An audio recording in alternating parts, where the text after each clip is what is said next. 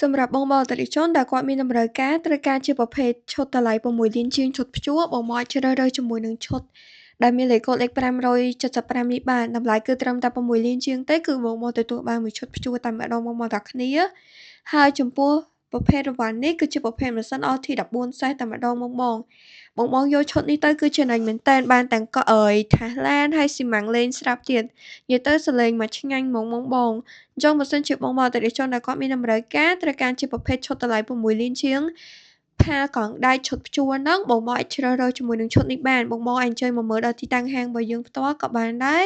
ដែលទីតាំងហាងរបស់យើងគឺស្ថិតនៅខេត្តបាត់ដំបងនៅជិតនឹងរង្វង់មួយនៃរំសាយសក់តែម្ដងបងតាគ្នា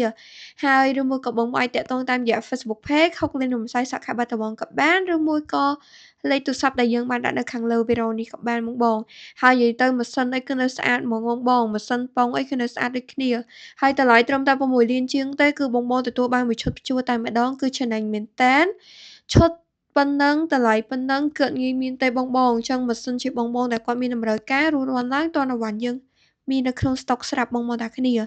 ហើយឈុតនេះគឺនៅស្អាតហ្មងបងតម្លៃត្រឹមតែ6លានជាងទេបានឈុតព្យួរតែម្ដងឈុតនេះគឺមានលេខកូដលេខ575បងតាគ្នា អញ្ចឹងបើសិនជាបងដែលគាត់មានតម្រូវការអាចធ្វើការតាក់ទងមកបានហើយចំពោះស៊ីម៉ាំងលេងដូចដែលមាននៅក្នុងវីដេអូនេះគឺយើងមានលក់នៅខាងក្រៅដូចគ្នាយើងមានលក់ក្រៅដូចគ្នាបងចង់បាន